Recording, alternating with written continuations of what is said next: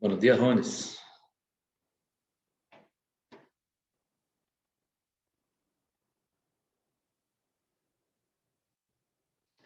Vamos a continuar con el material que empezamos ayer sobre gravitación.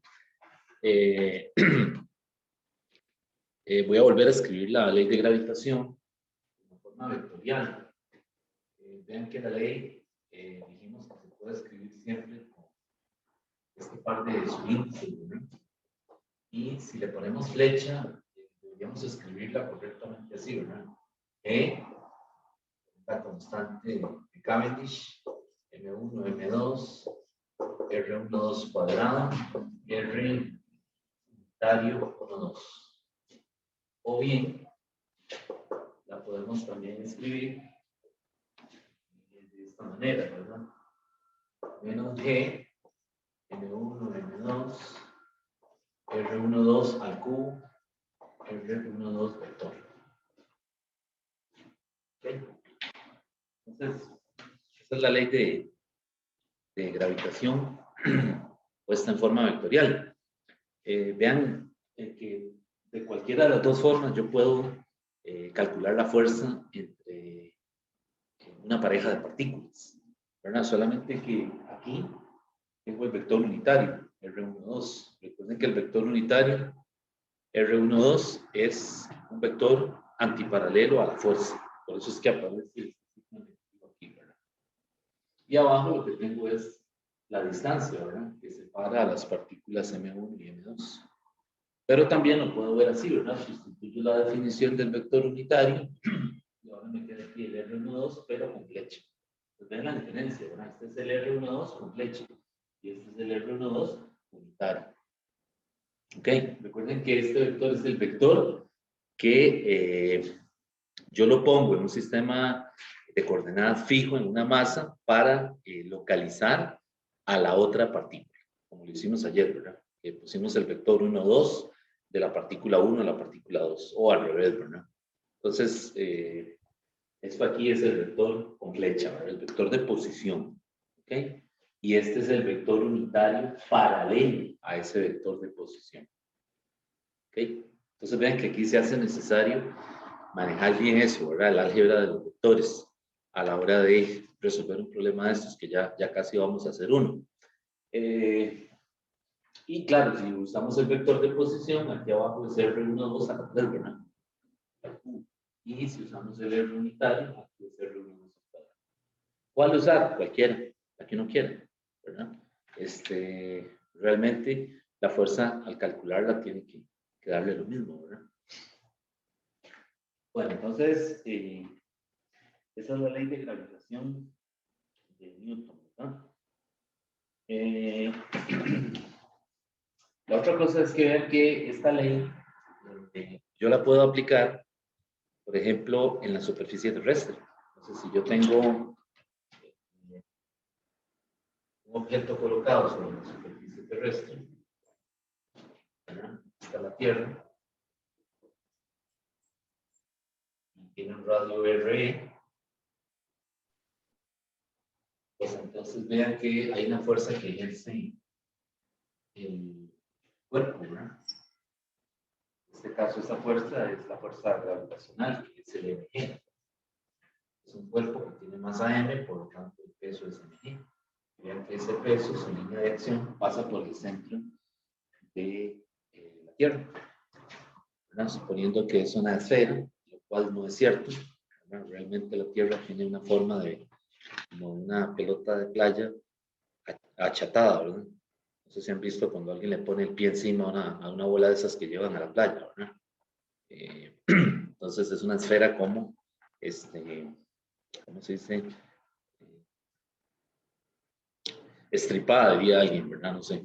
Y eso es debido a que el valor de G cambia, digamos, en los polos con respecto al ecuador. Y eso hace que tenga esa forma achatada.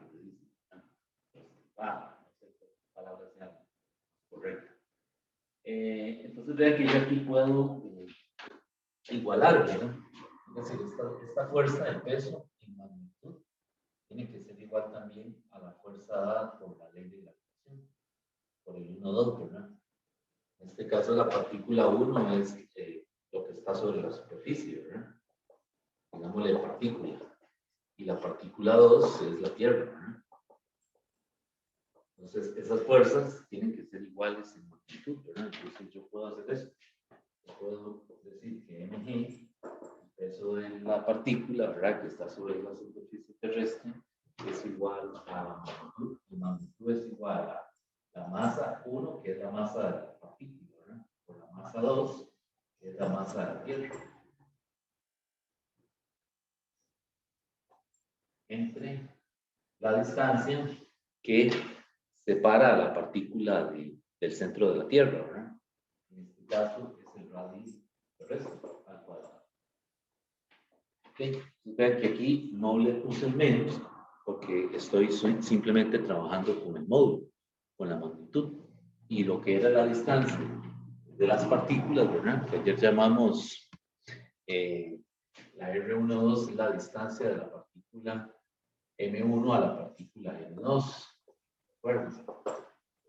Ahora, lo que no dije es que cuando los cuerpos tienen dimensiones, hay que considerar, digamos, que esa línea de acción pasa por el centro de masa. ¿De acuerdo? Entonces, si las masas M1 y M2 tienen radios R1 y R2, pues hay que considerar la distancia del centro de masa del cuerpo al centro de masa del otro cuerpo. ¿De acuerdo? Entonces, si son partículas, no importa, porque ya sabemos que es un punto material sin dimensiones. Pero si son cuerpos que tienen dimensiones, ¿verdad?, en este caso planetas, por ejemplo, ¿verdad?, entonces los suponemos esféricos, ¿verdad?, cosa que realmente no es cierto, pero pues es el modelo más adecuado, ¿verdad?, para tratar a ese cuerpo. Entonces suponemos que las distancias van del centro de masa de un cuerpo al centro de masa del otro. ¿De acuerdo? Entonces hay que considerar los radios de esos cuerpos. En este caso, yo estoy suponiendo que la distancia que separa la partícula del centro de masa de la Tierra es el radio terrestre. ¿Ok? Y bueno, ya todos sabemos lo que va a pasar ahí, ¿verdad? Se cancelan las masas, ¿verdad? Y de ahí yo puedo, por ejemplo, calcular la masa de la Tierra, despejando, ¿verdad? La masa de la Tierra va a ser que, multiplicado por el radio terrestre al cuadrado entre la G. Y cuando meto los valores que ya son conocidos, ¿verdad? El G es el 9.8, ¿verdad? Estamos cerca de la superficie terrestre. O lo dije mal, estamos sobre la superficie terrestre. El radio de la Tierra es 637, están a 6 metros. Y la G, ya dijimos ayer que usamos el valor 6.67, porque esa la son 5 newton metro cuadrado sobre kilogramo cuadrado. Bueno, cuando utilizamos esos valores y sustituimos ahí, resulta que nos da la teoría de gravedad de Newton predice correctamente la masa de la Tierra. Por 10 a la 24. Por supuesto, en la época de Newton no existían todavía los métodos experimentales, las técnicas que hay hoy para medir la masa de la Tierra. Obviamente eso no tenía forma de comprobarlo todavía. Hoy en día sí, porque tienen diferentes formas de saber la masa de los planetas o de cualquier cuerpo celeste, ¿no? En astronomía, por ejemplo, utilizan muchas técnicas asociadas con luz para calcular o estimar el valor de la masa de un cuerpo celeste. Bueno, el valor de la Tierra, como es correcto, ¿verdad? 5.97 por 10 a la 24 kilogramos. Entonces ven que la teoría de la gravedad de Newton acierta, ¿verdad?, correctamente al predecir la masa de la Tierra, al estimarla. En esa época, 1700 algo, ¿verdad?, ya habían estimaciones, ¿verdad?, de la masa de la Tierra que habían hecho otros científicos de esa época y pues algunos andaban demasiado lejos y otros se pasaron, ¿verdad? Es decir, pero con la teoría de gravedad se obtiene por primera vez un valor estimado de esa masa. Bueno, aparte de que ya en esa época ya habían calculado la G, ¿verdad? Es decir, ya habían hecho ahí varias estimaciones, se había desarrollado la famosa máquina de Atwood, que ya la hemos estudiado en los capítulos anteriores, ¿verdad? Y este señor Atwood desarrolló la máquina esta para medir G, precisamente, ¿verdad? Porque si uno suelta una piedra, pues ya vimos que el movimiento es muy rápido y no se puede estudiar. Entonces a él se le ocurrió el sistema de poleas para hacer que las masas caigan de manera de que sea, se pueda controlar el movimiento. Y de esa forma es que pudieron por primera vez con ese sistema mecánico estimar la G, la aceleración de la caída libre. ¿Ok? Bueno, entonces en esa época se juntaron muchas cosas, ¿verdad? Es decir, cuando Newton desarrolló su teoría, cuando la presentó, ya habían otros científicos que estaban trabajando en la parte experimental, como por ejemplo Atwood, ¿verdad? Que logró medir por primera vez la G, Cavendish, que pudo calcular la G, la constante gravitacional, ¿verdad? Y todo esto sirvió como un complemento para validar la mecánica de Newton, ¿verdad? Bueno, igual uno puede sacar de aquí la G, ¿verdad? Si yo puedo despejar de aquí G y ser, por ejemplo, que es la G de caída libre, y entonces ahora conociendo la masa de la Tierra, el R cuadrado, ya no le pongo radio terrestre, sino que le pongo R, yo puedo calcular la G cerca de la superficie terrestre. Entonces vean que esta R ahora, para estimar esa G de caída libre, lo que está arriba es una constante, ¿no? Es la G, ¿verdad? La masa de la Tierra, y la R ahora es la altura a la que se encuentra la partícula, ¿verdad? O el cuerpo, más el radio terrestre. Entonces vean que esto es una forma para calcular, para estimar E en función de la G.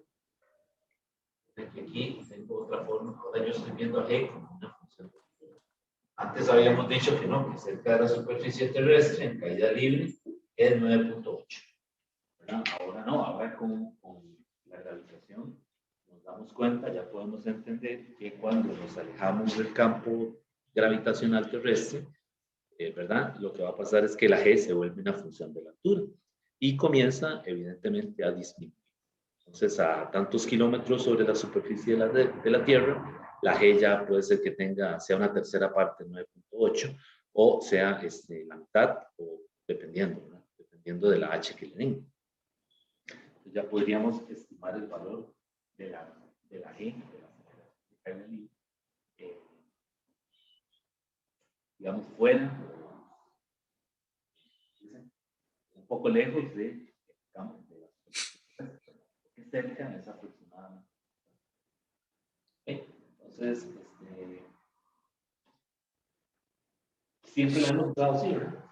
9.8, porque la cinemática no da más información, ¿verdad? Pero ahora con la gravedad, como sería la gravedad de Newton, se comienzan a ver otros detalles acerca de cómo cambia la G, ¿verdad? En la superficie terrestre. Entonces, cuidado, esta G minúscula no es lo mismo que la G mayúscula. Hay que tener cuidado con eso, físicamente son cosas distintas, ¿verdad?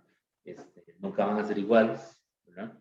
Porque la G, en este caso, esa constante de Cavendish, es para la interacción entre cuerpos celestes, ¿verdad? Y la G minúscula es la aceleración de caída cerca de la superficie terrestre. ¿Okay? Hace como 3 años hicieron un experimento, subieron a un, creo que era un astronauta, creo que era un militar, no sé, y entonces lo subieron lo sacaron fuera ¿cómo se dice?, de la atmósfera terrestre, lo llevaron creo que a 32,000 pies, algo así, y lo lanzaron, bueno, él se lanzó, entonces venía con unos sensores especiales, la caída duró como 3 minutos más o menos, y esos sensores estaban conectados a tierra con un software que calculaba los cambios de G. ¿verdad? Y entonces, efectivamente comenzaron a ver cómo, cuando comenzó a penetrar las diferentes capas, ¿verdad? En la atmósfera, la G comenzó a tener cambios que no se habían visto anteriormente, ¿verdad? Es decir, necesitaban que alguien se lanzara para llevar un sensor directamente ahí que pudiera medir esos cambios in situ, ¿verdad? Mientras caía. Bueno, de hecho el video está por ahí en internet, yo lo vi, lo pueden ver, no recuerdo el nombre, pero solo ponen ahí en inglés, caída libre, creo que aparece ya el video por ahí. Ok, bueno, entonces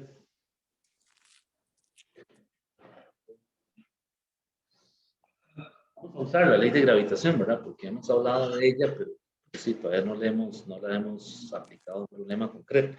Entonces, vamos a hacer un problemilla por ahí de examen para la ecuación, ¿verdad? Bueno, no sé si tiene ninguna pregunta.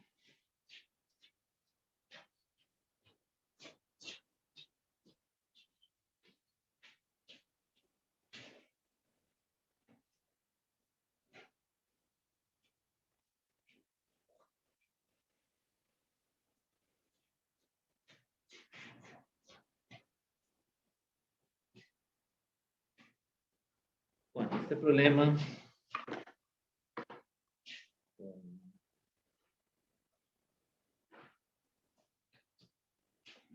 se trata de cuatro partículas. Vamos a hacer el dibujo. Hay una partícula en el origen. Otra por aquí. Otra por aquí. Y otra por aquí.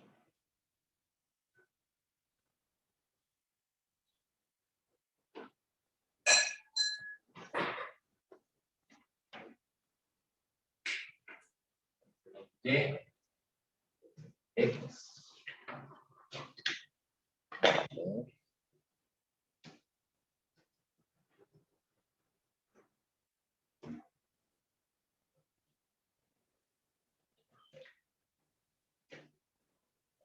Kilogramos, 0.3 metros, 0.5 metros, 2 kilogramos, 6 kilogramos, y aquí son 2 kilogramos. Entonces, el enunciado del problema dice que se colocan 4 objetos, 4 partículas, ¿verdad?, en las esquinas de un rectángulo, como se aprecia en la figura.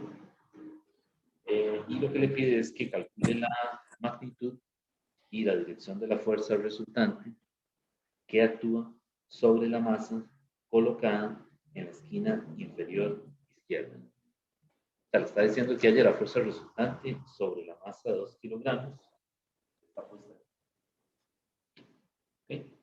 Dice que actúa sobre la masa colocada en la esquina inferior izquierda. Bueno, entonces, varios comentarios. El primero es que este problema que vamos a hacer es un problema de vectores. Nuevamente volvemos al capítulo 1. Solamente que ahora vamos a aplicar la ley de gravitación de Newton. La otra cosa es que la fuerza resultante se puede calcular sobre cualquier otra partícula. Podría ser sobre la partícula que está en la esquina superior derecha, también de 2 kilogramos. El valor de la masa no influye. Lo que sí es que hay que identificar cuál es la partícula, la masa en estudio, y cuáles son las partículas que generan la interacción. Eso sí es importante aquí. Entonces, como nos están diciendo que calculemos la fuerza sobre esta partícula, la partícula en estudio es la masa de 2 kilogramos. Y las que generan la interacción son la de 4, la de 2 y la de 6. ¿Okay? Ya con eso, pues entonces podemos comenzar a... Entonces, identificar esas fuerzas.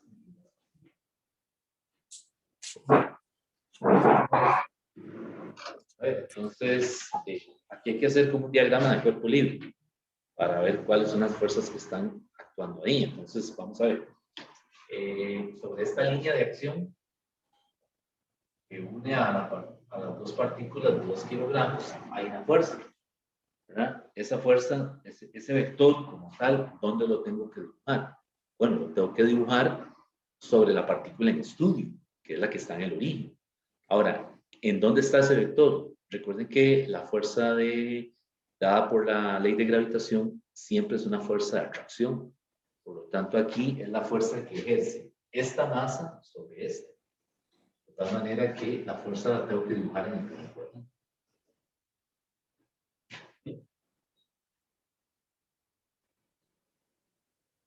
Y esa es la fuerza que ejerce. Yo le llamé la partícula de 2 kilogramos sobre la de 2 kilogramos. Okay. Si ustedes quieren, la numeran, ¿verdad? Le pueden poner 1, 2, 3, 4. Entonces dicen la fuerza que ejerce 2 sobre 4, por ejemplo. Si quieren, usemos esa notación, ¿verdad? Vamos a poner la fuerza que ejerce 2 sobre 4. Entonces aquí le pongo 2, 4. Entonces hay que tener cuidado con el orden que los ponen, porque en algunos libros, a la hora de hacer la traducción en inglés, lo ponen al revés, ¿verdad? Okay, pero no importa. Es decir, ustedes escogen su propia notación. Aquí no hay que preocuparse por eso. Y entonces igual, aquí está esta fuerza que ejerce la de 6 sobre la de 4. Es la fuerza que llamamos 6, 4. Y aquí hay una fuerza que ejerce la partícula de 4 sobre la de 2. Y esa fuerza es la 1, 4. Y ahí ya las tengo identificadas, ¿verdad? Si hubiera sido, qué sé yo, sobre esta partícula, si esta hubiera sido la partícula en estudio, pues este diagrama de cuerpo libre o estos vectores hay que dibujarlos. ¿Verdad? Esas fuerzas tienen que ser iguales, ¿no? No tienen que ser iguales. Lo que sí sabemos es que la fuerza resultante sobre la partícula 4, ¿verdad? Es la fuerza 1, 4, ¿verdad? Más la fuerza 6, 4. Perdón, aquí puse 6 y es 3. Es la 3, la que ejerce 3 sobre 4. Mejor, me equivoqué. Es 3, 4. ¿Okay? Esa es la notación que les quede más cómoda recordar, ¿verdad? ¿Y cuál me falta? La fuerza que ejerce la partícula 2 sobre 4. Y ahí ya sé que tengo que hacer esta operación, ¿verdad? Ahí. Ok, entonces vean que la fuerza 1, 4 únicamente es magnitud 1, 4 en la dirección de 4. La 3, 4, ¿qué sería la 3, 4? La 3, 4 es la magnitud de 3, 4 en la dirección de. Y la 2, 4 está en el primer cuadrante. Y de lo que ya sabemos de vectores, el 2, 4, necesito este ángulo, ¿verdad? Cita, coseno de cita en I, más F de 2, 4, seno de cita en I. Y ahí tengo las fuerzas ya. Ahora, ¿qué hago? Calculo las magnitudes. La 1, 4, la 3, 4 y la 2, 4. Eso es una forma de hacer, ¿verdad? Es decir, estoy calculando, identificando los vectores y luego calculando las magnitudes. Pero también pueden partir con la ley como la pusimos al principio, ¿verdad? Es decir, buscando el vector de posición que localiza esa partícula. Entonces aquí habría que buscar 3 vectores de posición, ¿verdad? El vector que localiza a esta partícula en estudio a partir de aquí. Es un vector que va para allá, ¿verdad? Para abajo. ¿Estaría en qué cuadrante? Estaría en el tercer cuadrante, ¿verdad? Luego un vector de posición que localiza a esta partícula con respecto a esta. Y un vector de posición que localiza a esta partícula con respecto a esta. Entonces, pruébenlo a hacer así también, ¿verdad? La idea es, háganlo de varias formas para que ¿cómo se dice? Se convenza de que funciona, ya sea buscando el vector unitario o usando el vector de posición. Bueno, entonces, la fuerza 1, 4, la magnitud, ¿qué sería? Sería la G, 667 por 10 a la menos 11 por la masa 2 por 2 entre la distancia que la separa. ¿Cuál es la distancia que la separa? Vean que es esta hipotenusa, ¿verdad? Esa distancia sería 0.5 al cuadrado más 0.3 al cuadrado. Y ahí tengo la magnitud de la fuerza. Es 2 sobre 4. Ahí. Esa a mí me dio 7.85 por 10 a la menos 10 newton. Ven que la fuerza es muy pequeña, ¿verdad? Es prácticamente despreciable, que las masas son muy pequeñas. La fuerza de gravitación se hace evidente cuando la masa aumenta desproporcionadamente. Eso hace que la Luna se mantenga en una órbita aproximadamente circular alrededor de la Tierra. Si no fuera así, es decir, si la masa fuera mucho menor con respecto a la masa de la Tierra, pues hace años, no se sabe cuántos miles de años, el campo gravitacional del Sol la habría quitado de ahí. Bueno, entonces, esa es la 1.4, la 3.4. 3.4 es lo mismo, 6.67, empieza a la menos 11, por, dijimos que estamos 3.4, ¿verdad? Entonces sería 6 por 2, ¿verdad? Entre la distancia, que sería 0.5 al cuadrado. Y ahí tengo la 3.4.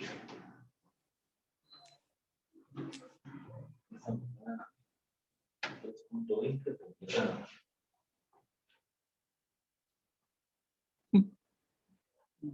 y cálculo de 2.4.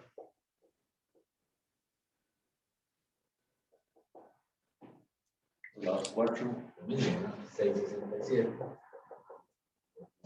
11 por 2 por 4 entre 5 sobre 0.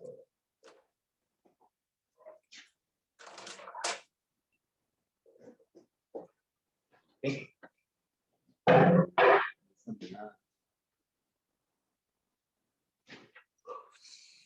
5.93 por 10 a la.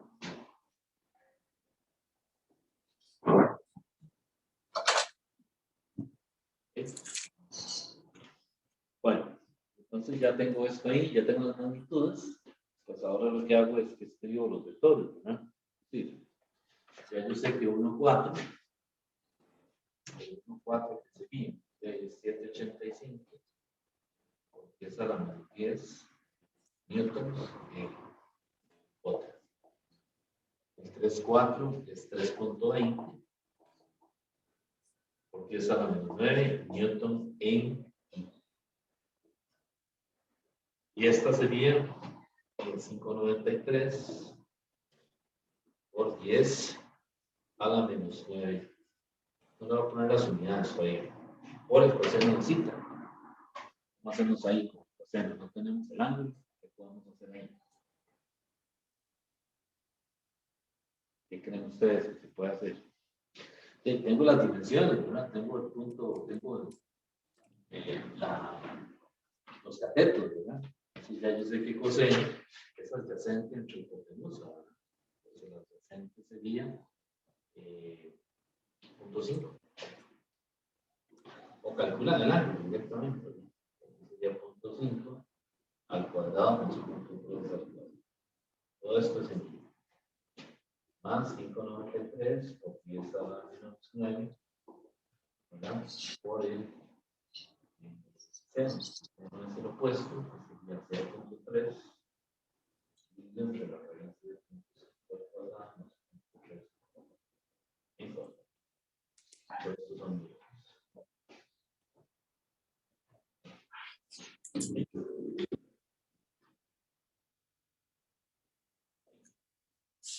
Pues ahora lo que hago es que tengo un término común que lo sumo con este de aquí. Hago esta operación y uno con J, pero vamos vectores. Sumo I con I, J con J, y ya ahí tengo la fuerza resultante sobre la 4. no voy a hacer esas operaciones, se las dejo a ustedes para que las hagan. Y entonces me queda 387.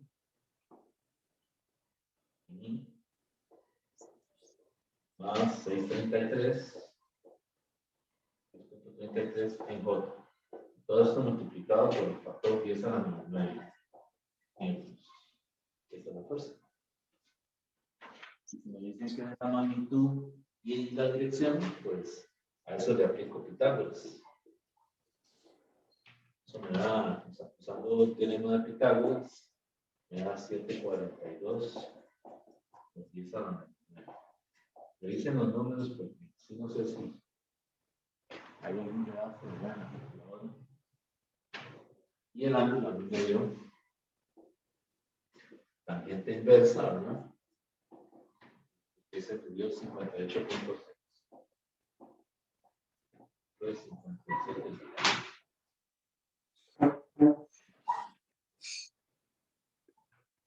Bueno, entonces esa es una aplicación rápida de cómo se usa la ley de gravitación.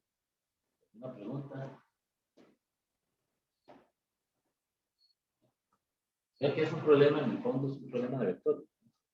Simplemente es identificar la partícula en el estudio, las que generan la interacción, ¿verdad? Y recordar que aquí las fuerzas todas son de atracción entre las parejas de partículas son de atracción. Entre cualquier par de partículas son de atracción. Y sumar vectores. Eso es todo. Lo demás es el álgebra que ya hemos usado aquí en el curso, ¿verdad? Lo hemos usado para cuando vimos operaciones con vectores. Pues vean que esto es parecido al centro de masa, ¿verdad? Es una ecuación vectorial y pues separarla en componentes. Bueno, entonces vamos a hacer otro. No hay ninguna duda.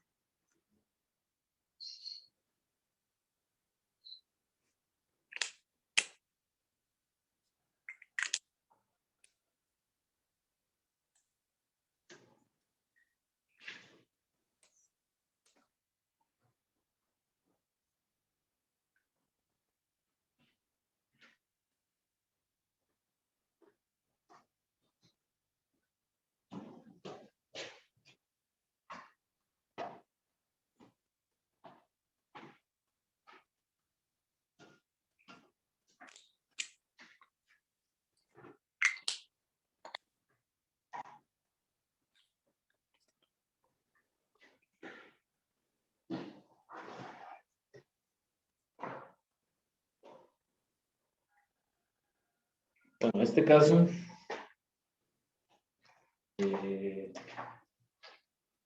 trata de un triángulo equilátero.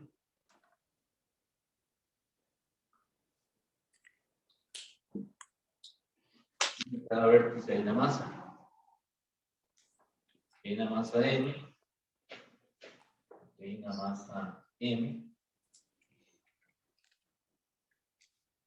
Hay una masa M mayúscula. Y aquí tengo una masa en el centro del triángulo. Que esa le llamaron M4. ¿Ok? Entonces, el problema dice así, en la siguiente figura, se muestran 3 esferas ubicadas en los vértices de un triángulo equilátero. Una cuarta esfera se encuentra en el centro del triángulo.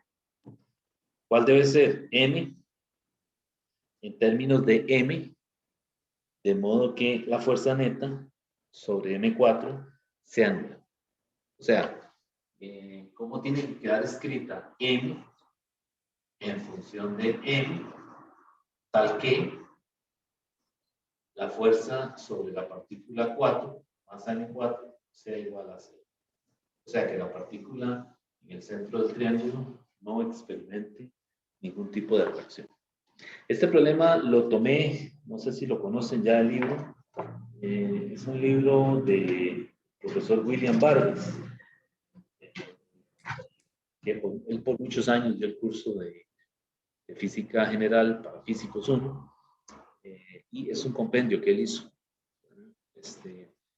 Por si lo quieren, si ya lo tienen, no sé, pero bueno. Y él ahí resuelve un montón de problemas, ¿verdad? Tipo, o sea, problemas pensados para el curso de físicos, ¿verdad? Entonces, por si les interesa conseguirlo, bueno, debe estar en PDF. Yo es que me dieron una copia impresa, ¿verdad? Pero tiene problemas muy buenos ahí, ¿verdad? Ok, bueno, aquí igual necesitamos hacer un diagrama de cuerpo libre para identificar lo que está pasando aquí, ¿verdad? Entonces vean que las masas, las partículas que generan la interacción, son las partículas que están en los vértices del triángulo. Y la partícula que es la que es objeto de estudio, del análisis, es la que está en el centro. Ok, entonces el diagrama de cuerpo libre hay que hacerlo en la partícula M4.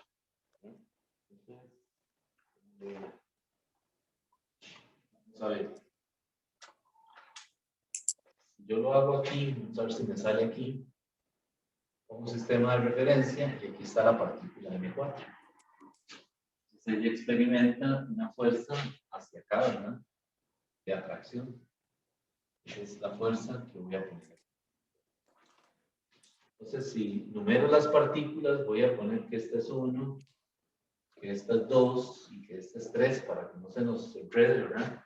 Entonces, esta es la fuerza que ejerce 1 sobre 4. Y similarmente está la fuerza que ejerce, ¿quién es? 3 sobre 4. Y para arriba está la fuerza que ejerce la partícula que yo la nombré la 2 sobre 4. Sistema de referencia X. ¿Okay?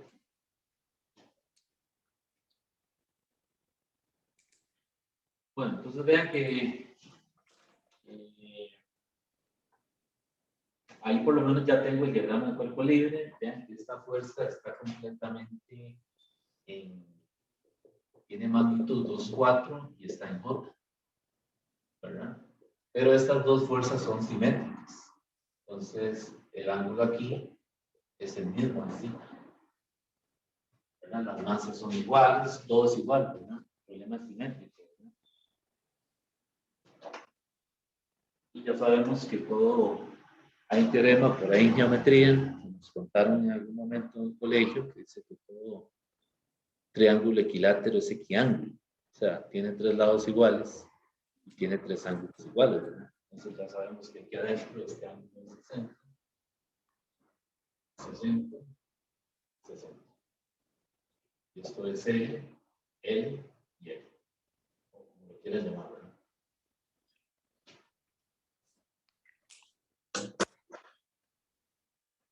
Bueno, entonces vean que el vector F14 está en qué cuadrante. Está en el tercer cuadrante, ¿verdad? Este es el segundo cuadrante, primer cuadrante, cuarto cuadrante.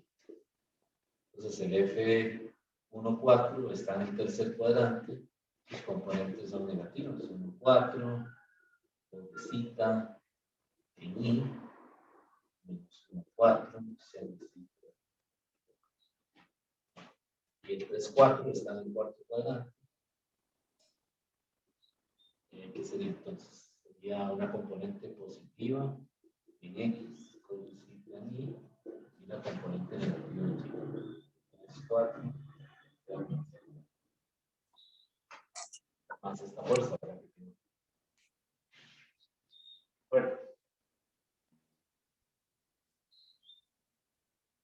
Bueno, entonces, vamos a ver. Vamos a volver a recordar la pregunta que nos planteaba el problema. Dice que cuál debe ser M en términos de M minúscula, ¿verdad? O sea, cómo tiene que quedar escrita M mayúscula en función de M minúscula, de modo que la fuerza neta sobre la partícula M4 sea C. Ven que aquí la fuerza neta, la fuerza resultante, tiene que ser 0. Sin embargo, es la suma vectorial de aquí, de 1, 4, más 2, 4, más 3, 4. ¿Ok? Entonces, ¿qué hago yo aquí? Bueno, aquí yo tengo que sumar esto. O sea, sumar I con I, J con J, y igualar por componentes. O sea, igualar, vean que de este lado esté 0. Esta fuerza neta es 0 en I, más 0 en J. Y esto es 1,4 más, vamos a ver, perdón, voy a ponerlo así, fuerza neta en X en Y, la fuerza neta en Y. Entonces, lo que hago es que sumo todo lo que está en I, que es este término, lo que está en J, que es este término, y cada uno por separado igual a 0. Y ahí me tienen que aparecer ya la información que necesito. ¿Está bien?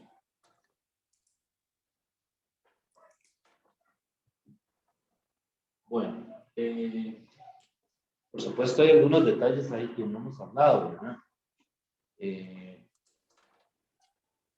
Vean que yo necesito conocer las distancias, ¿verdad? Si yo necesito, por ejemplo, para calcular la fuerza, la magnitud de 1,4, vean que 1,4 es G,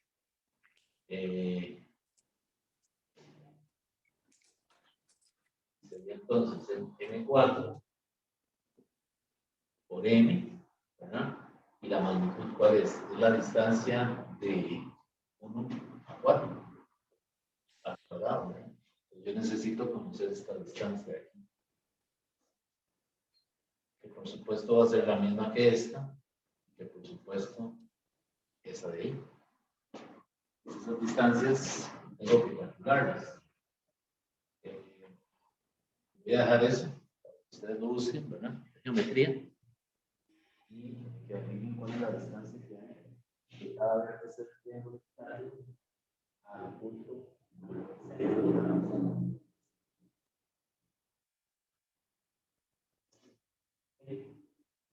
Entonces, la respuesta final lo que dice es que la M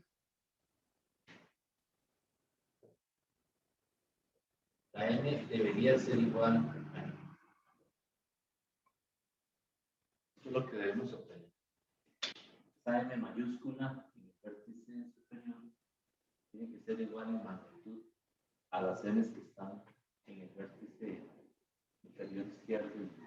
Entonces, les voy a dar esa parte, ¿verdad? Ya la física está puesta aquí en la pizarra. Lo que se necesita es averiguar esos detalles de la geometría aquí, ¿verdad?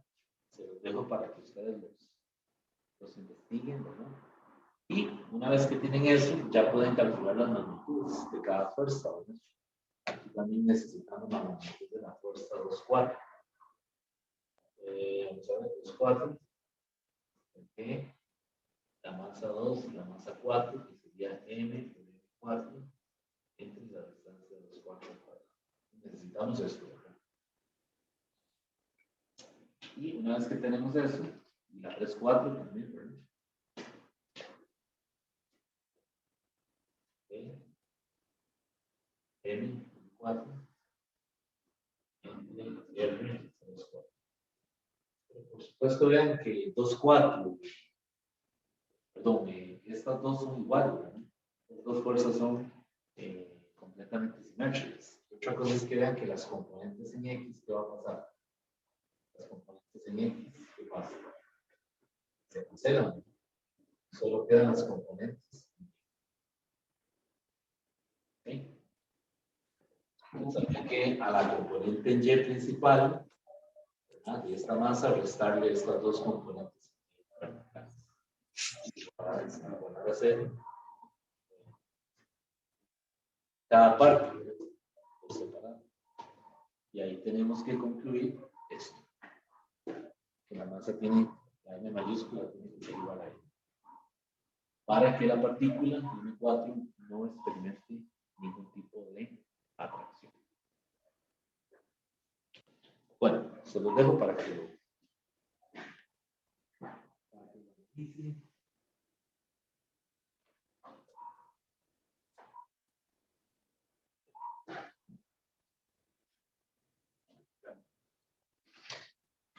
No sé si hay alguna pregunta.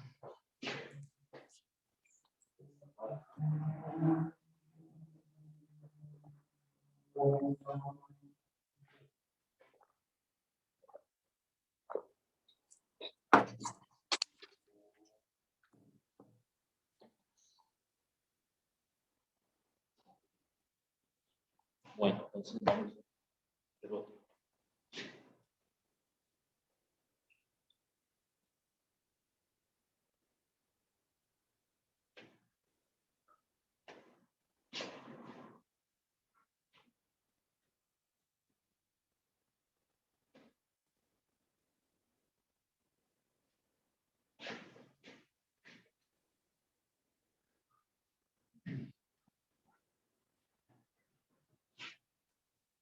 Bueno, este es otro caso que vamos a hacer. Es del libro este de Don Willy.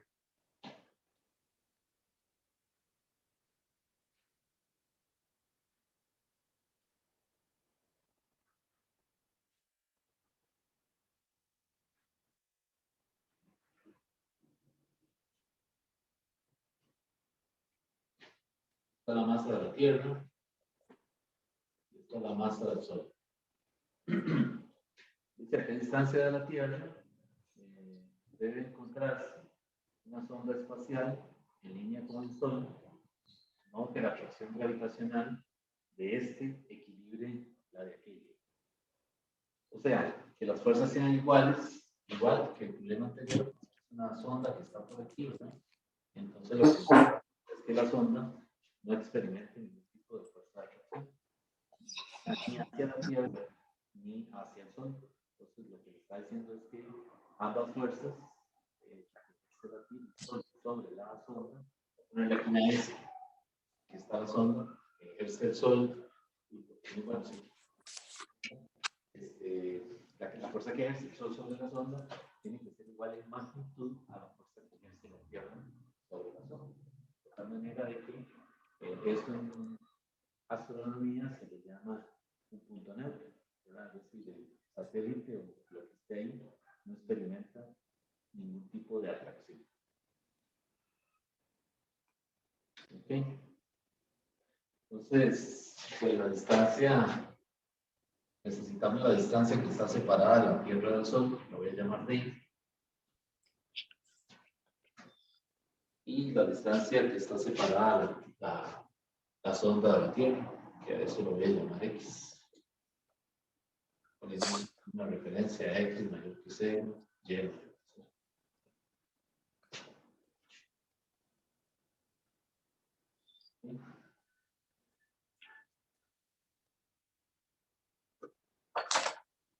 Y necesitamos unos datos, ¿verdad? La masa de la Tierra es 598 por 10 a la 4 kilogramos. La masa del Sol es 1.99 por 10 a la 30 kilogramos. Y la distancia que separa los centros de masa de ambos cuerpos es 1.5 por 10 a la 11 metros. Entonces, para que la sonda no experimente ningún tipo de atracción, estas dos fuerzas, la fuerza que ejerce el Sol sobre la sonda tiene que ser igual en magnitud a la fuerza que ejerce la Tierra sobre la sonda. Ven que son vectores opuestos, ¿verdad? Pero sus magnitudes son iguales. Entonces, la fuerza que ejerce la Tierra sobre la sonda tiene que ser igual en magnitud a la fuerza que ejerce el Sol sobre la sonda.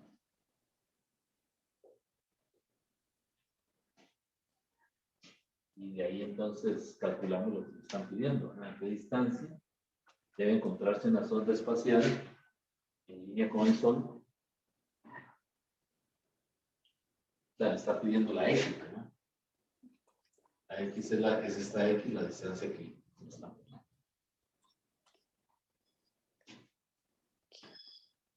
Entonces, aquí sería para la Tierra, sería la G, masa de la Tierra, masa de la sonda, entre la distancia que separa a la Tierra de la sonda, que sería X cuadrado. Aquí sería la G, la masa del Sol, por la masa de la sonda, entre la distancia que separa a la sonda del Sol, que sería D menos X cuadrado.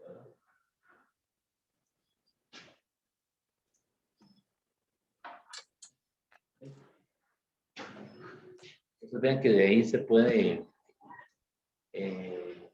cancelar la G, la masa de la sonda, como una partícula.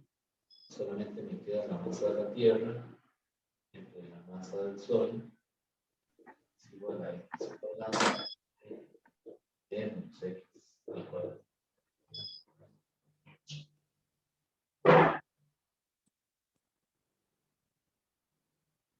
Bien, entonces esta ecuación, pues,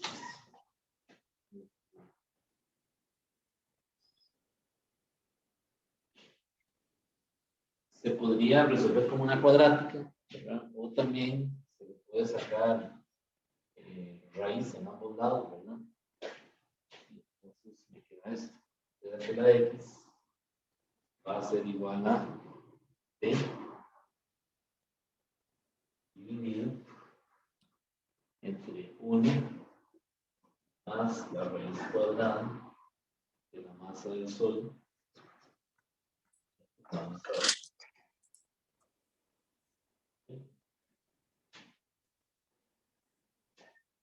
Entonces, bueno, les dejo en la parte matemática, ¿verdad? Cómo pasar de aquí a ahí. Hay que tener cuidado, ¿verdad? A la hora de hacer esta ecuación, depende del sistema de referencia, ¿verdad? Entonces, hay que tener cuidado con el valor de esa X, ¿verdad? Es decir, no con el valor, sino con el signo. Dependiendo del problema que le den, es posible que una solución negativa no tenga sentido, ¿no? Entonces, eso les digo, aquí hay dos formas de hacerlo. O tomamos la raíz en ambos lados, o la otra cosa es resolverla con la ecuación cuadrática, ¿no? Pero recuerden que cuando uno toma la raíz, ¿verdad? Estrictamente es un valor absoluto. Entonces hay que tener cuidado con eso. Yo tomo la raíz de a cuadrado, realmente es una barra, ¿verdad? Entonces, cuidado con la interpretación, ¿verdad? Porque puede ser que tenga dos soluciones y que una de ellas no lo sea, o sea, no sea una solución del problema físico. ¿De acuerdo? Entonces, hay que tener cuidado con eso. Bueno, sustituyendo a mí me da 2.6 con 10 a la 8 menos.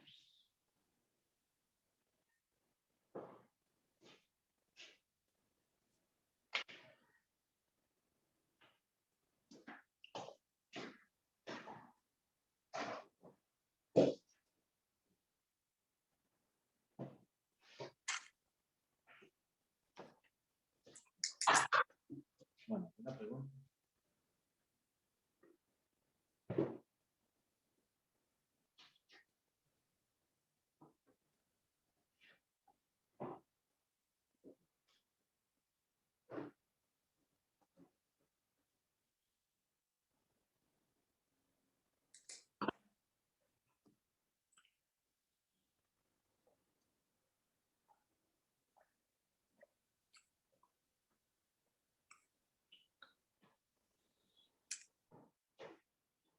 Bueno, como la órbita de la Luna aproximadamente es circular, yo también puedo relacionar ahora no el peso, sino la fuerza centrípeta que experimenta una partícula, por ejemplo un satélite, que está girando en torno a la Tierra. Los satélites son geoestacionarios, ¿no? Tienen el periodo terrestre. Entonces, suponiendo que la órbita es aproximadamente circular, ¿no?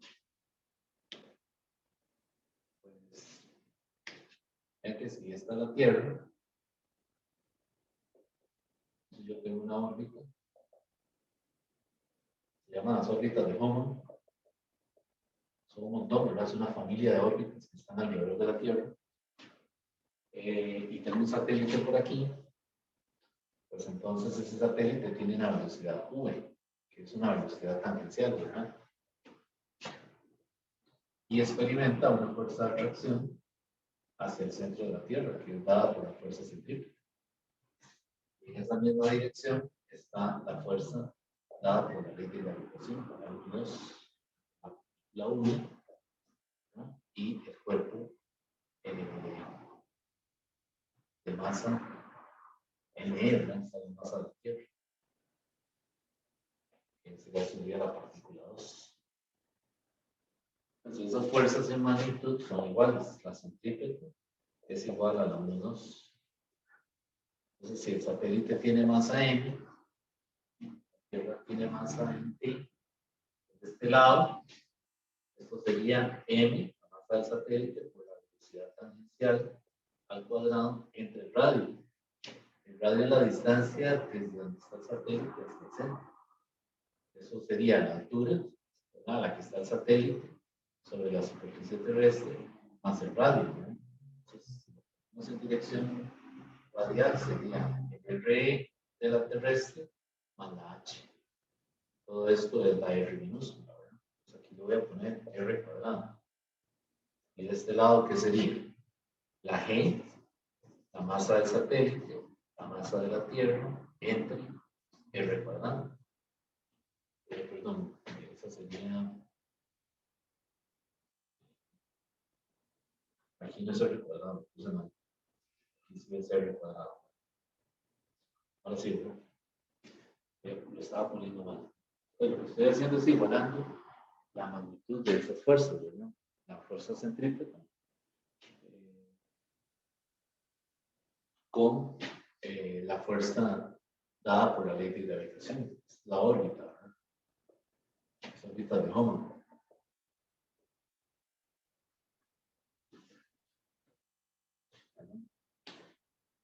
Entonces cancelo las masas del satélite, cancelo una R con una R, y entonces sube tangencial cuadrado, que es igual a E, masa terrestre, en R.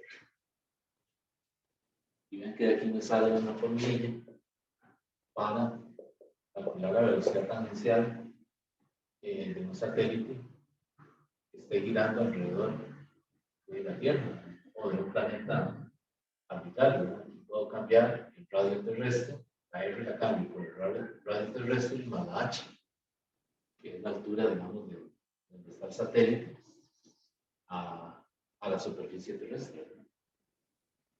En general, yo puedo calcular la velocidad tangencial de cualquier cuerpo, llámese una luna, ¿verdad? Por ejemplo, las lunas de Marte. Puedo calcular la velocidad tangencial simplemente sustituyendo, poniéndole a la M el subíndice X y a la R el subíndice X, para referirnos a que X es el radio y la masa correspondiente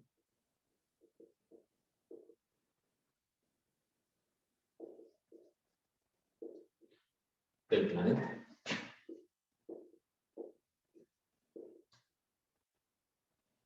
Bueno.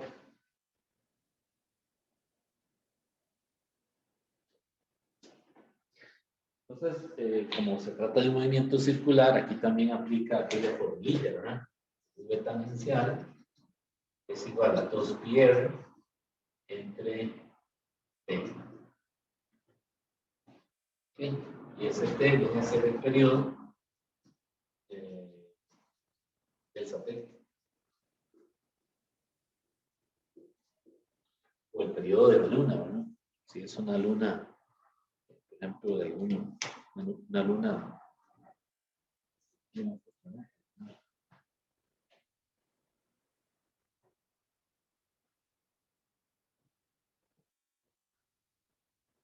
Usando esto se puede calcular, por ejemplo, la aceleración.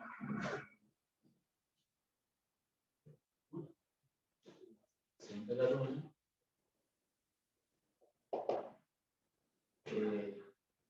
Es usando esta fórmula, que ya la conocemos, 4pi cuadrado, r entre t cuadrado. Y metiendo todos los datos ahí, ¿verdad? En este caso sería 4pi cuadrado, que es una constante, por el r.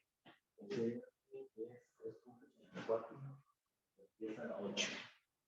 3.84 por 10 a la 8 metros. Entre el periodo, y el periodo son 2.36 por 10 a la 6. Eso obviamente no hay que saberse de memoria. Son datos que ya están usados. La R para la Luna es la distancia, ¿verdad? Del centro de la Tierra a la Luna, ¿verdad? Son 3.84 por 10 a la 8 metros.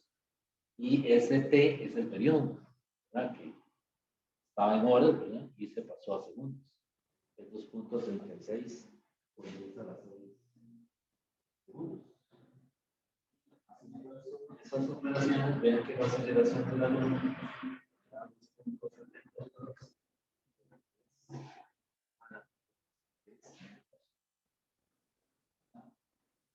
esto realmente es 0.00272 metros sobre segundo. ¿Okay? O sea que es muy bajo. Es lo que se esperaría, ¿verdad? O es lo que se espera de acuerdo con las observaciones. Ya eso los astrónomos desde hace 300 años lo sabían. Lo que pasa es que todavía no había aparecido la teoría newtoniana, ¿verdad? Así que todavía no podían estimar el valor de la aceleración.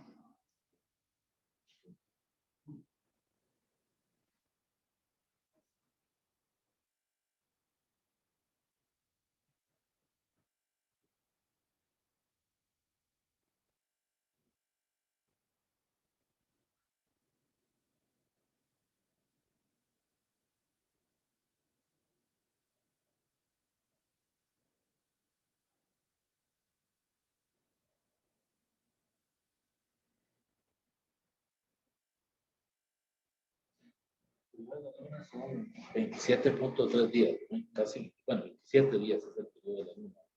Puesto en segundos es 2.36 por 10 a la 10 segundos.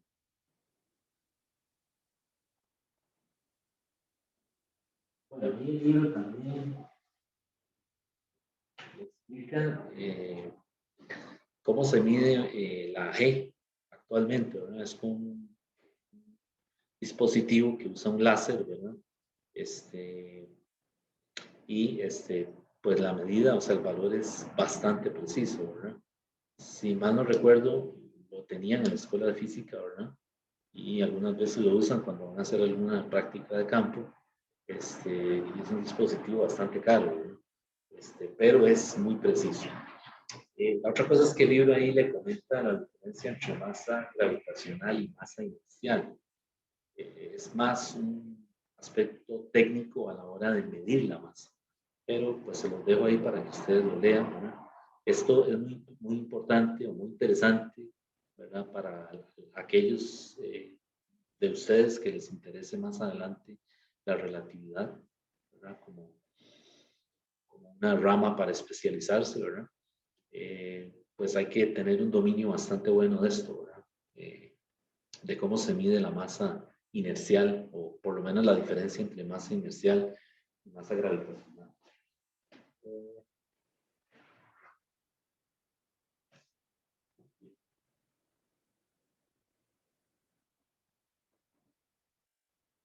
Bueno, resulta que de esto que tenemos aquí, de esta aproximación, de igualar la fuerza centrífuga con la fuerza dada por la ley de gravitación, Newton fue capaz de calcular la constante que hablamos ayer. ¿Se acuerdan la constante de la tercera ley de Kepler? Que decía que el cuadrado del periodo entre el Q de R siempre es una constante.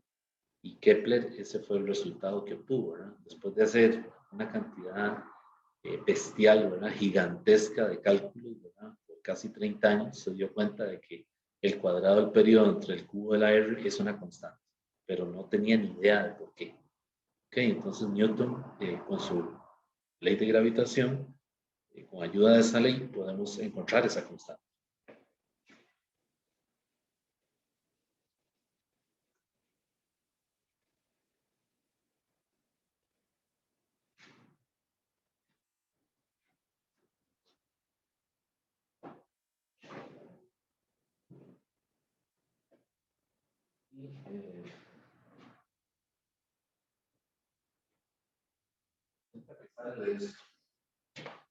Yo igualo, yo sé que V es 2pi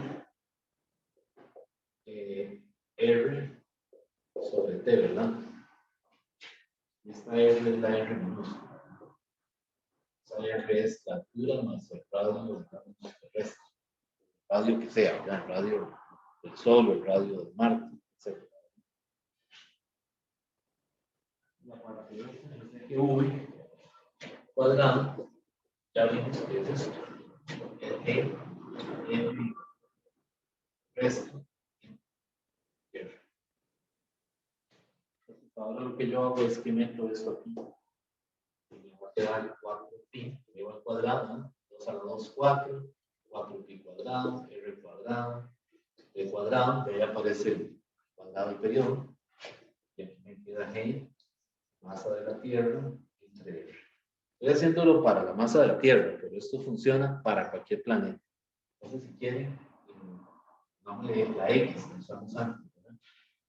Para referirnos a cualquier planeta. ¿Okay? Y entonces, vean lo que pasa. Ahora es cuestión de acomodarlo, ¿verdad? Es que yo puedo pasar el R para acá. Queda R. Y la ley de Kepler lo que dice es que t cuadrado entre r a la 3 es una constante. Ya lo tenemos, ¿verdad? Simplemente es darle vuelta, como dice uno, ¿verdad? 4pi cuadrado, que tiene que dar r a la 3 entre g en x. Entonces lo que hago es que paso el 4pi cuadrado para acá y el r a la 3 para acá. Y ahí tengo la constante. ¿Vale? Y entonces aquí está la tercera unidad. Entonces, claro, esto tiene que siempre dar igual. La cosa como está. Bueno, ahí lo podemos referir como masa del Sol, ¿verdad? Entonces ya tenemos la constante total. Y esa M, si esa X ahora es el Sol, pues entonces usamos la masa del Sol.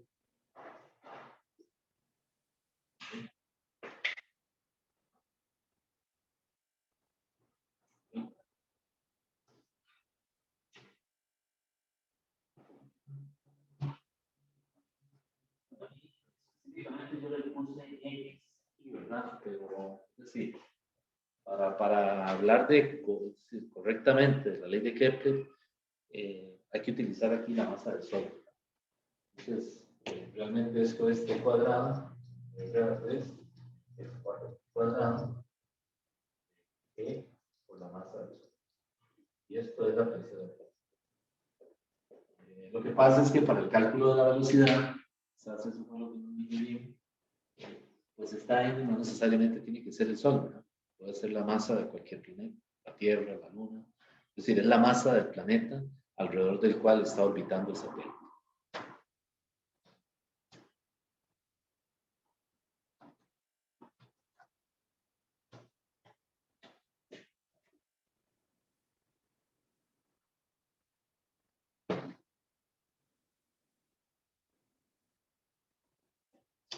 Entonces, vamos a seguir sin ninguna pregunta.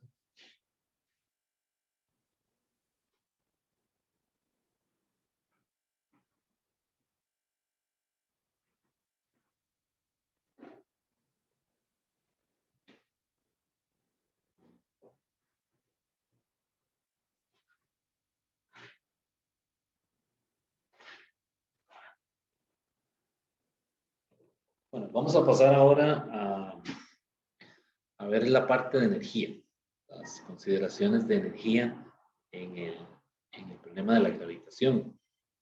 Resulta que ya habíamos dicho, ¿verdad? En el capítulo 7, creo, que el peso es una fuerza conservativa. ¿De acuerdo? Entonces, si es conservativa, se puede obtener a través de un potencial. Bueno, resulta que la fuerza gravitacional es una fuerza que se puede considerar conservativa, ¿verdad? Y hacerle todo el análisis de energías que usamos en el capítulo 7.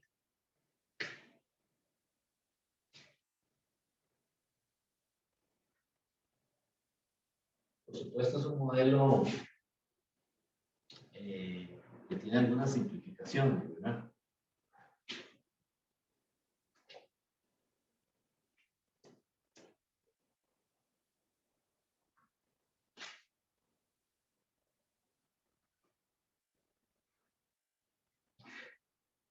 Entonces, vamos a ver ahora la energía potencial gravitatoria.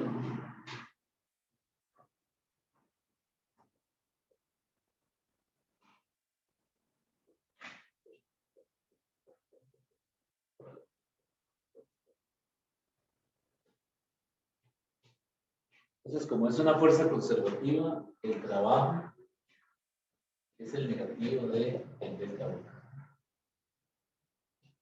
Esta energía es la energía potencial gravitatoria.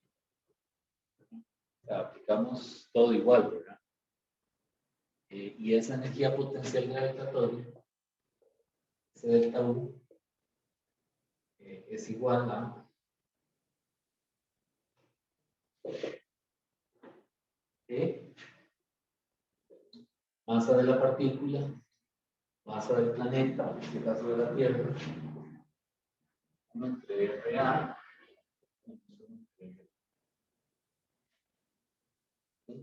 y aquí le ponemos el trabajo de Asia. Entonces, sigue siendo un trabajo dado por una fuerza conservativa. Entonces, ahora lo que tenemos es la Tierra, ¿no? Y tenemos un sistema de referencia en donde llevamos una partícula que es localizada por RA a través de una trayectoria a otro punto.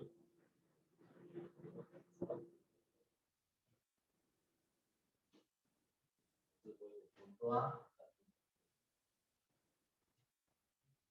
digamos, el radio terrestre.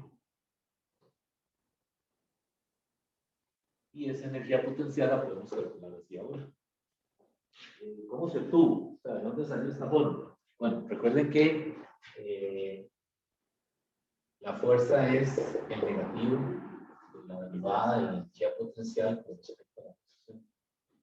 Entonces, aquí lo que se hace es que se integra con el delta U, es la integral de la fuerza, porque entonces, integrando la fuerza, voy a poner R, integrando la fuerza, F punto de R.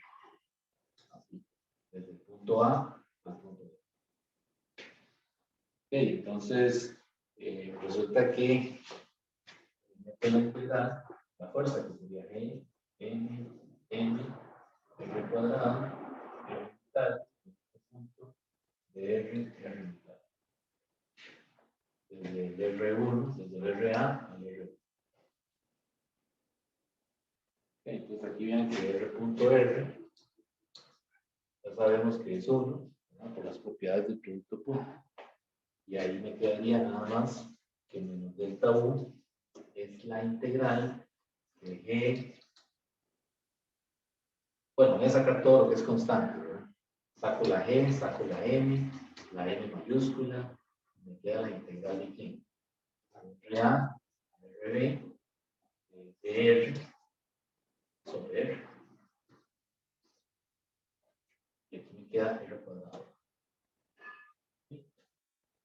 Y esa integral es muy sencilla, ¿verdad? Ya por ahí la he usado, ¿verdad? Es esto, R a la menos 2, ¿verdad? Ya la integral de R a la menos 2 de R, que sería menos 2 más 1. O sea que aquí sería menos 1 entre R. ¿Okay? Y evaluar los límites de R a R. Y haciendo eso ahí, obtengo este resultado que tenemos aquí. Entonces, básicamente, ¿qué es RA y RB? Bueno, son las posiciones respecto al sistema de referencia, ¿verdad? Yo lo estoy poniendo en el centro de masa de la Tierra eh, para un satélite, ¿verdad? Ustedes saben que por ejemplo, cuando envían una misión al espacio, ¿verdad? Un transbordador, no lo pueden cambiar de una órbita así porque así, ¿verdad? Es decir, no es subir y subir y subir y vamos a seguir subiendo, sino que el transbordador lo ponen en una órbita y se mueve con una velocidad tangencial, ¿verdad? Y cuando necesitan va a hacer lo que baje, lo que suba, ¿verdad? Cambiarlo de órbita. En este caso, hablar de subir y bajar es muy relativo, ¿no? Cuando necesitan que cambie de una órbita a otra, pues lo que hacen es que le aplican eso, ¿no? Le aplican el método de energías. Y entonces lo que hacen es que lo pasan, dice, suavemente, ¿verdad? Esta es una órbita y esta es la siguiente órbita de home. Entonces el satélite lo que hace es que lo van, le hacen una transferencia suave y lo pasan a la siguiente órbita, ¿verdad? Del RA al RB. ¿Okay? Sin gasto de energía. Vean que aquí es una fuerza conservativa. ¿Okay? Igual cuando deciden bajar algo, ¿verdad? Es decir, atraer algo, o sea, cuando necesitan, digamos, que vuelva a Tierra algún satélite, algo así, ¿verdad? Entonces lo van cambiando de una órbita a otra, ¿verdad?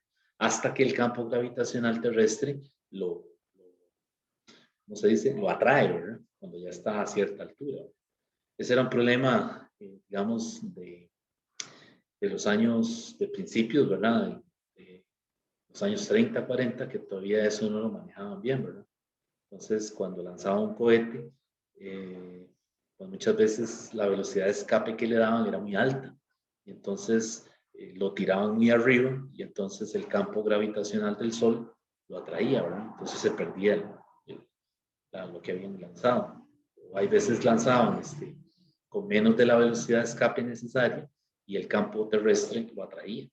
Entonces regresaba a tierra incendiado, ¿verdad? O sea, lo que caía era un pedazo de lata achicharrado, ¿verdad? Porque ustedes saben que cuando pasa la atmósfera hay cambios severos de temperatura. Entonces, en esa época, esto todavía no lo manejaban bien. En los años 30, 40, comenzaron a base de prueba y error, ¿verdad? Ya ustedes saben la historia, ¿verdad? Mandaron perros y monos y a medio mundo, ¿verdad? Antes de mandar a un ser humano, ¿verdad? Entonces, hey, pasaba eso, ¿verdad? Le daban demasiada velocidad de escape y el perrillo nunca volvía, ¿verdad? O el mono de camino se incendiaba porque no le habían dado la suficiente velocidad, entonces el campo gravitacional lo volvía a jalar, ¿verdad? Bueno, esto de las órbitas es muy interesante porque lo que utilizan para estudiarlo, ¿verdad? Son los métodos de energías. Bueno, pero más adelante van a ver que hay otras cosas por ahí, otros métodos para tratar con las órbitas, ¿verdad? Matemáticamente más elegante, vamos a decir, más finos, ¿verdad? Para estudiar el problema de las órbitas. Bueno, la energía potencial gravitatoria se calcula de esta manera. Entonces, lo que hay que hacer es identificar esas posiciones en un problema concreto, ¿verdad? Esa R podría ser, qué sé yo, la altura a la que está un satélite con respecto a la superficie terrestre. O podría ser la distancia que hay desde el centro de la Tierra al punto en donde está el satélite. Ya eso va a depender de un problema concreto. Hacemos un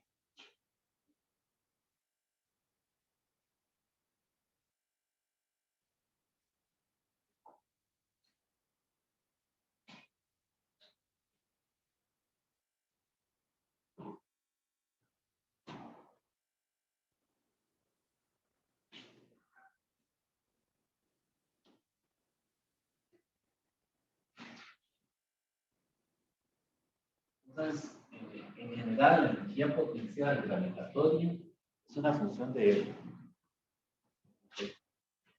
Entonces, esto aquí es fundamental entenderlo así, ¿verdad? Vean que cuando describimos la energía potencial gravitacional, ¿verdad? Dijimos que era mg por g. Entonces dijimos que era una función de phi. ¿Ah? Cuando escribimos la energía potencial de un resorte, dijimos que era un medio de kx cuadrado. Y dijimos que esa era la u en función de x. Entonces, por eso, la forma correcta de hablar es de la función de energía potencial. Pues aquí en el campo gravitatorio pasa lo mismo. La energía potencial gravitatoria es una función de R. Y es igual a menos G, M, M mayúscula, entre R. Entonces vean la analogía, ¿verdad? Energía potencial gravitacional, energía potencial elástica, energía potencial gravitatoria. Esta M es la masa de la partícula en la órbita, ¿verdad? Y esta M es la masa del planeta alrededor del cual la partícula está orbitando. Llámese un satélite o lo que sea.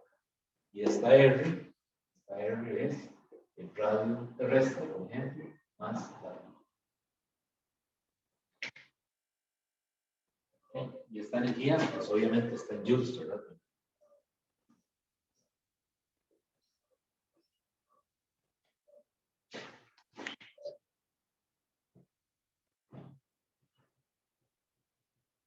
Bueno, entonces como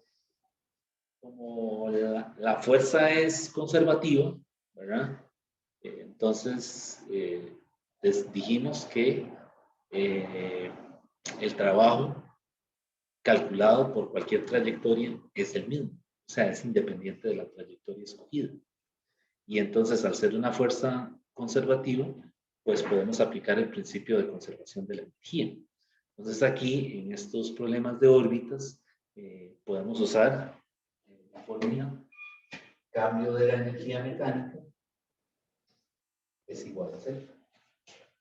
Entonces podemos decir que la energía cinética inicial más la energía potencial gravitatoria inicial tiene que ser la energía cinética final más la energía potencial gravitatoria final. Y la energía cinética sigue siendo lo mismo, ¿verdad? Sigue siendo un medio de m, velocidad inicial cuadrado, más y lo menos g, m, m mayúscula, de r inicial al cuadrado. Esto es igual a medio de m, velocidad final al cuadrado, menos g, m, m, r final al cuadrado. Y aquí, cuidado, que es invertido. Y ahí tengo una versión, digamos, pero así, una versión de la conservación de la energía aplicada al campo gravitacional. ¿Sí? Entonces, cuidado, no confundan esta V con la velocidad tangencial, ¿verdad? Esto no es velocidad tangencial. Recuerden que son dos cosas distintas. En este dibujito, vamos a ver si lo puedo aclarar. Esta es la Tierra. Si yo lanzo algo de aquí para arriba, la velocidad con la que lo lanzo es de cero. Y alcanza cierta altura, o a cierta altura ya tiene una velocidad V final. Sin embargo, una vez que la partícula está ahí arriba, está en una órbita, se mueve con una velocidad tangencial. ¿De acuerdo? Entonces no confundan la velocidad de lanzamiento, ¿verdad? Con la velocidad con la que recorre la órbita. ¿De acuerdo? He encontrado eso en los exámenes. En esta velocidad o esta, me la confunden con la velocidad de la órbita, de la velocidad tangencial. Ok, entonces esta es la velocidad. De aquí puede salir una ecuación que es muy común usarla, que es la velocidad de escape. Vamos a ver la velocidad de escape.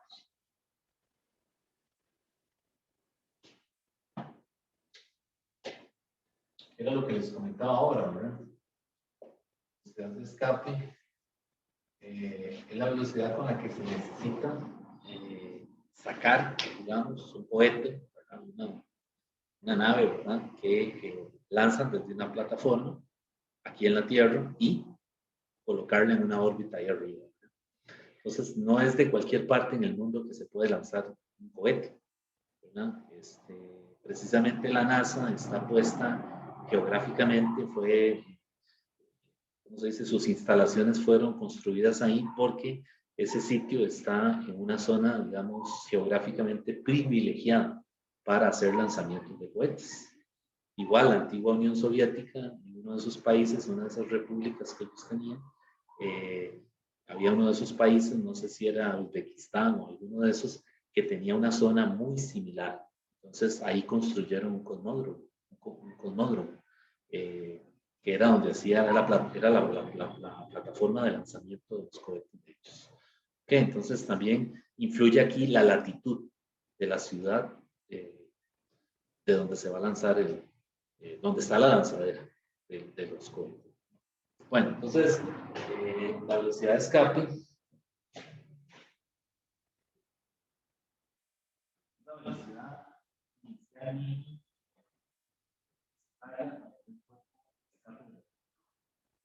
inicial mínima para que un cuerpo escape del campo gravitatorio de la Tierra. Es decir, para que no se devuelva a medio camino, el campo no lo atraiga otra vez, ¿verdad? Que era el problema que ellos tenían, ¿verdad? Hasta que, a base de prueba y error y muchos cálculos, lograron darse cuenta. Pero una forma de hacer es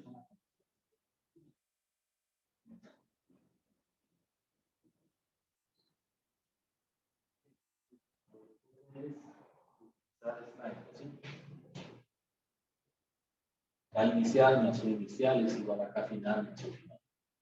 Vamos a usarlo. Vamos a aplicarlo para encontrar la velocidad de escape. Recuerden que la velocidad inicial tiene que ser la de escape. Entonces es un medio m, v, y llamo e, cuadrado, ¿no? Y entonces esta energía potencial gravitacional la asumo cero. Estoy poniendo mi sistema de referencia en el punto en donde voy a lanzar el cohete. Y ahí está mi nivel de referencia. Entonces esa energía potencial gravitatoria es cero. Hasta que se lanza y llega a una cierta altura, ¿verdad? En donde hay una órbita, ¿sí? Una órbita. Esa altura es h. Y luego después de eso, la nave ya la acomodan, ¿verdad? La enrumban, que dicen ellos, ¿verdad? Los astronautas la posicionan y ahora sí, sigue con velocidad tangencial. ¿Okay? Pero yo necesito la velocidad de escape aquí abajo. Entonces, de este lado, cuando llega aquí arriba, esa velocidad final tiene que ser cero, ¿no? Porque lo llevan justo a la órbita que ellos necesitan. Y a partir de ahí comienza ese movimiento con velocidad tangencial. Más el término de energía potencial gravitatoria, que es cuando llega ahí arriba. Este término es, en este caso, es G, menos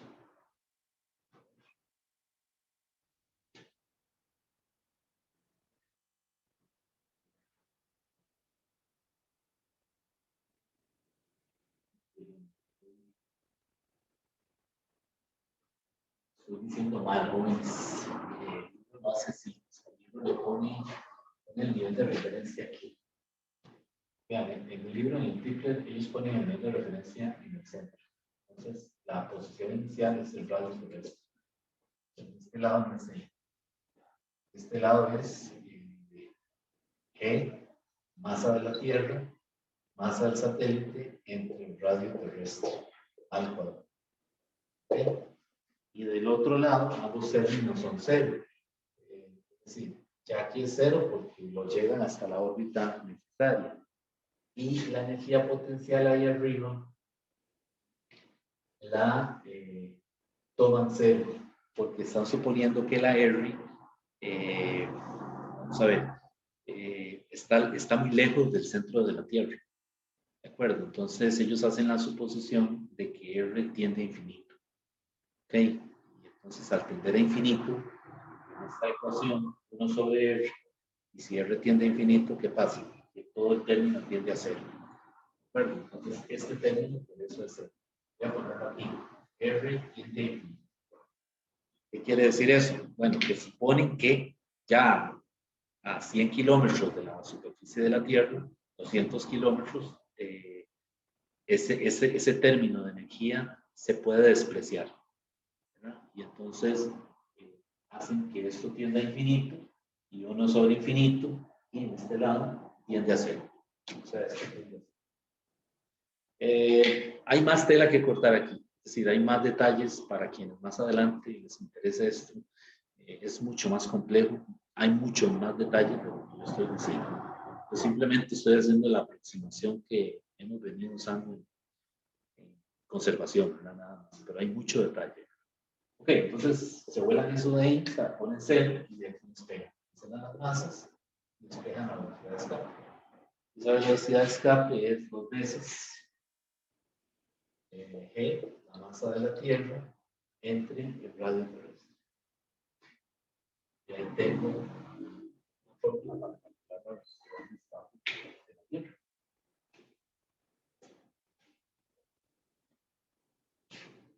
¿Okay? Y bueno, esa fórmula siempre funciona no solo para la Tierra, para cualquier planeta en general, ¿no? Entonces, en el caso de la Tierra, pues habría que poner los datos aquí, ¿verdad? 2 por 6.67, 11 por la masa de la Tierra, que son 5.98 por 4, y el radio son 6.36 por 7. ¿Sí? Y ahí ya le dan un valor estimado de la velocidad de escape de la Tierra, que son en kilómetros por segundo, lo que se necesita son 11.2 kilómetros por segundo. Esa es la velocidad que hay que darle para que abandone el campo terrestre, el gravitatorio terrestre, y se posicione en una órbita, que son las órbitas que les digo, las órbitas de Hohmann, ¿verdad? Por supuesto, si se sale demasiado, ¿verdad? Son una familia de órbitas, ¿verdad? Si se sale demasiado, obviamente el campo gravitacional del Sol lo va a absorber, ¿verdad? Lo va a atraer. Pero ya esas órbitas están estudiadas, tienen un mapa de esas órbitas, y pues ya saben bien hasta dónde, es decir, a dónde hay que llegar, ¿verdad? Para colocar lo que vayan a poner ahí, ¿verdad? Llámese un satélite o transbordador, ¿verdad? Bueno, entonces esa es la velocidad de escape. No confundan esa fórmula con la que pusimos ahora de la velocidad de una inicial, ¿verdad? Cuidado, voy a poner aquí a la par. Inicial en raíz de masa del Sol, que tiene que entonces, cuidado, no la vayan a confundir, ¿no? Son parecidos, pero la de escape tienen dos aquí. Y abajo siempre es el radio del planeta correspondiente del cual escapa. Entonces, aquí sería el radio de Marte y la masa de Marte, si quisiéramos saber la velocidad necesaria para escapar de este planeta. Y esta es la velocidad tangencial, la velocidad, una vez colocan un satélite o que vayan a poner ahí, pues comienza a moverse en una órbita aproximadamente circular en torno a la Tierra.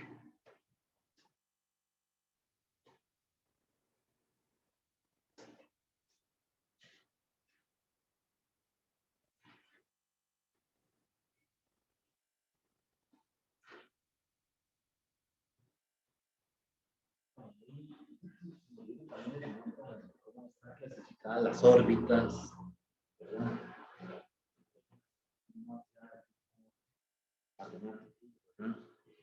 A la hora de estudiar, digamos, el comportamiento de estas órbitas, ¿verdad?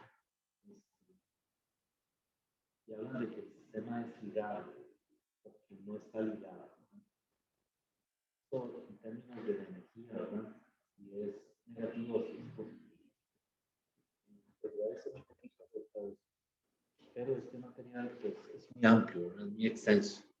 Es decir, hay un curso completo que, que se da en la maestría de astrofísica que se llama Mecánica Celeste.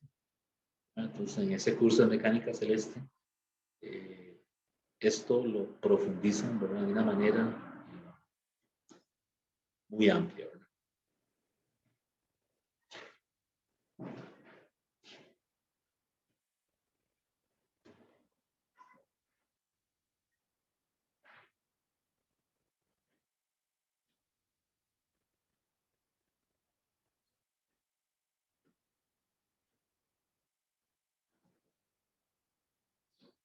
Bueno, ¿qué pasa si tenemos ahora varias partículas? ¿Qué pasa si tenemos no solo un satélite, sino que tenemos varias masas en un campo gravitacional? O aquí mismo en la Tierra, por ejemplo, 3 edificios que estén cerca, uno del otro, ¿verdad? Recuerden que cuando aumenta la masa, desproporcionadamente, los efectos se hacen visibles, ¿verdad? Entonces vamos a ver ahora la energía potencial para un sistema de muchas partículas. Esto el Kepler no lo tiene.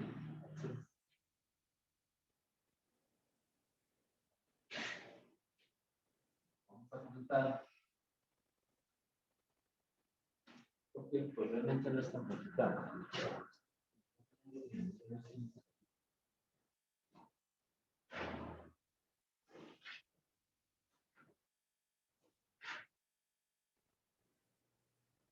Entonces, energía potencial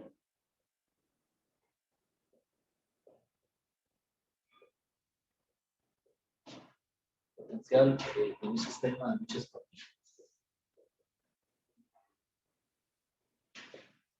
Para efectos de cálculo, pues aquí solo voy a poner 3 partículas, porque entre más hay, más se complica, ¿no? Pero, digamos, si yo tengo 2 partículas, ¿verdad? Masa de M1, masa de M2,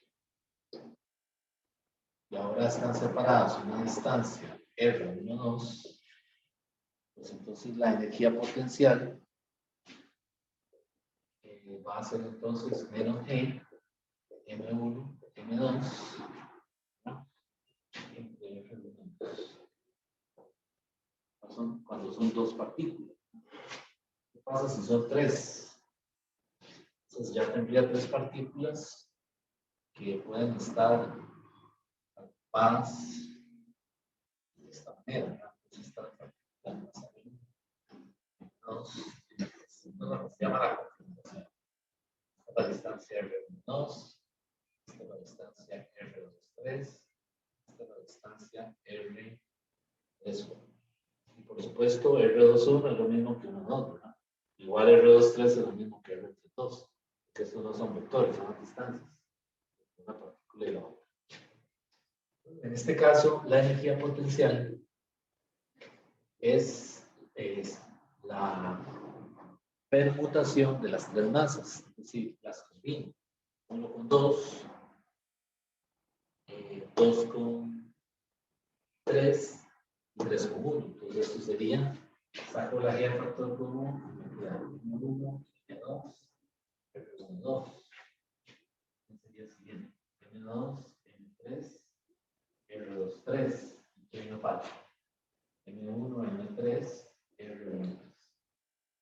Y ahí tengo la energía potencial para una configuración de 3 partículas.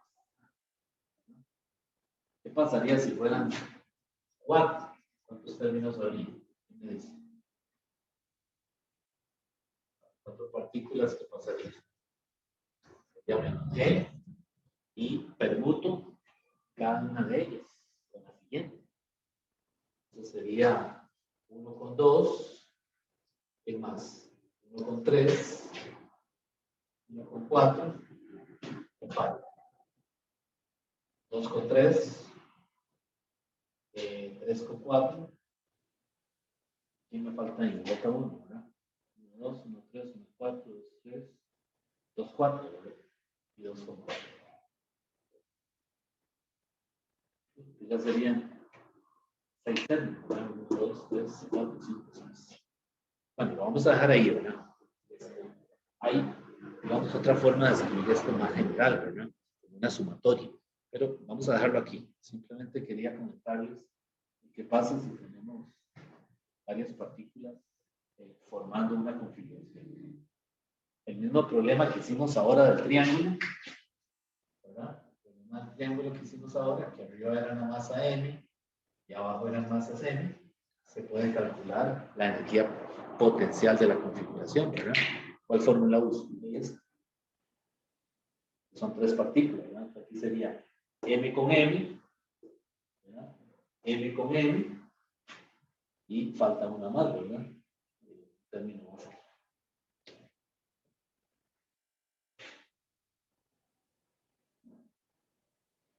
Entonces, M con M, M con M y M con M.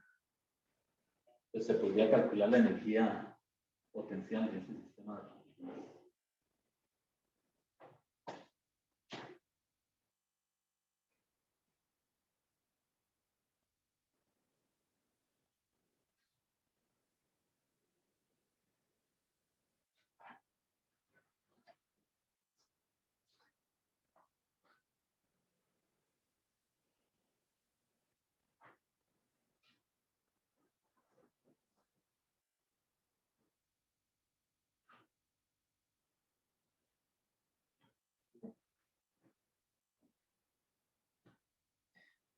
Bueno, este capítulo, las secciones que entran,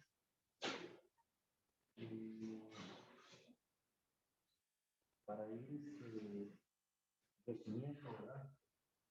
Este capítulo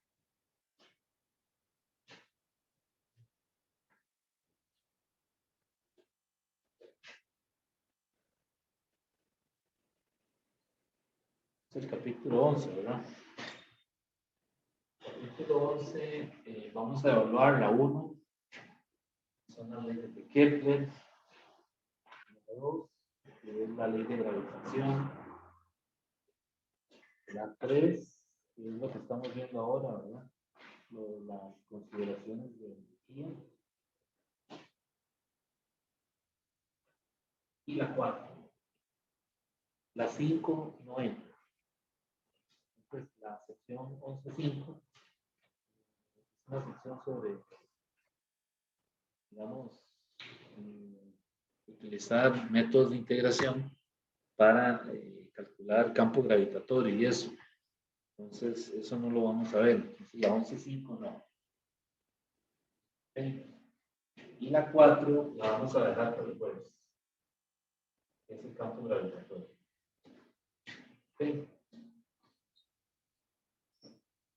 Ahora, del capítulo 10.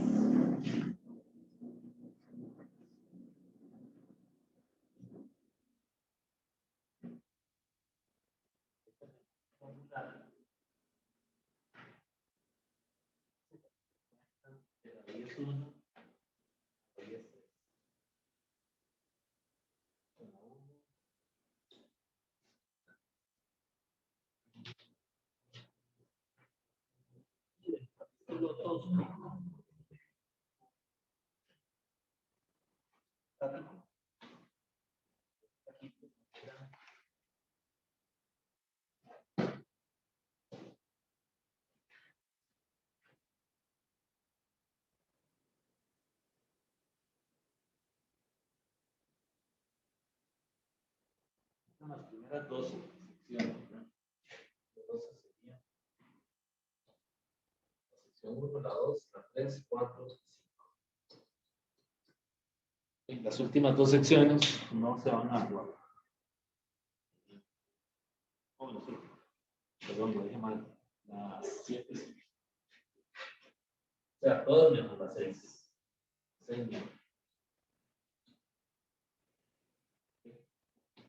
Entonces nos falta ver la sección 11.4, que es lo del campo gravitatorio, y hacer tal vez un problemita de eso para el jueves, y ya estaríamos, digamos que listos con el material del curso. Entonces, el jueves yo voy a ver campo gravitatorio, que no me toma mucho tiempo, y me devuelvo por ahí a hacer algunos problemas más de este tema del tema de gravitación. Entonces, mañana tenemos hora de consulta, ¿verdad? A las 10 y el jueves también.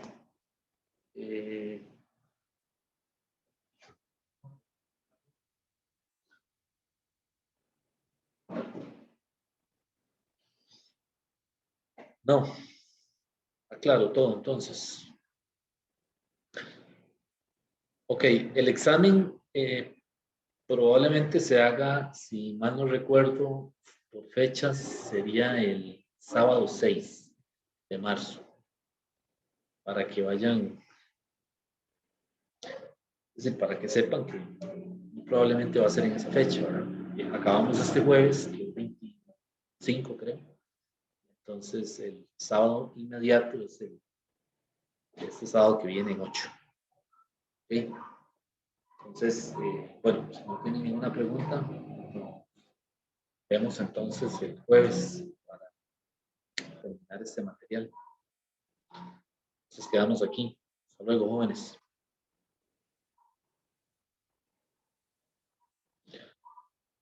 Ok. Bueno, pura vida, hasta luego.